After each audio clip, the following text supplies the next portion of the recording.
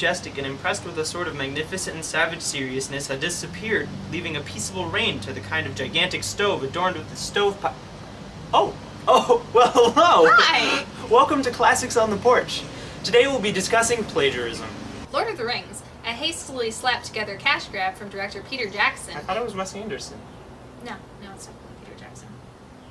Wes Anderson directed Star Wars. This supposed epic film series does not have a speck of originality to it.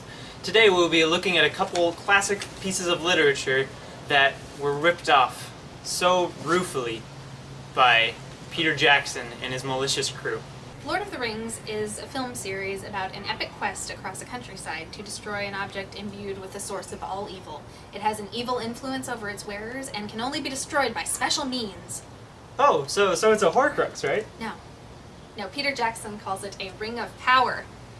But I think we all know where old PJ's coming from, don't we? You know what that is? You know what they call that? What? Plagiarism.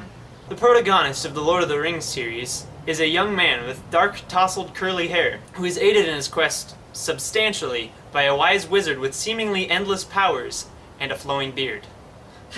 Where have I heard that before? Come on, PJ. Get your stuff together.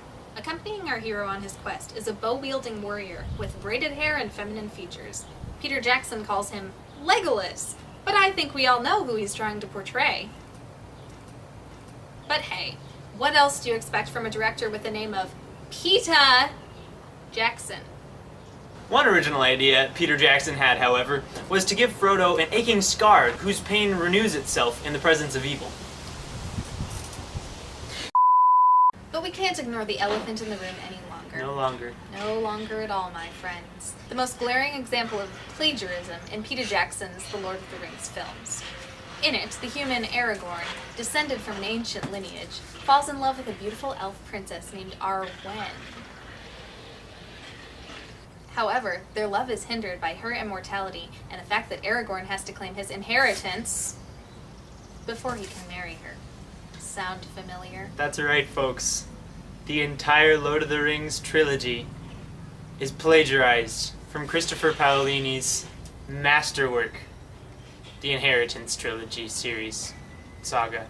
After the moderate success of his movies, Peter Jackson hired author J.R.R. Topography, Tugboat, Totem, Topenhagen to write the book version. But Peter Jackson didn't stop there. Oh, no, he didn't. Once Christopher Paolini had the brilliant idea to add the Inheritance book to his shining saga, Peter Jackson contacted his trusty good old friend Topenhagen and asked him to write a prequel to his series, taking, of course, a page from the writing manual of George Lucas. But unlike this piece of pulp fiction, Lucas's prequels were actually good.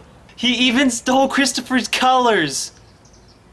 And now, dear viewer, we hope to have convinced you that though The Lord of the Rings may seem compelling, it is not, by any means, the classic, epic, creative example of fantastical storytelling of the 21st century. No, that's Aragon the movie. In the end, it's just another shining example of plagiarism.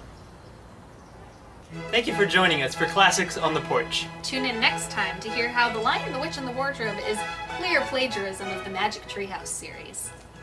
Bye!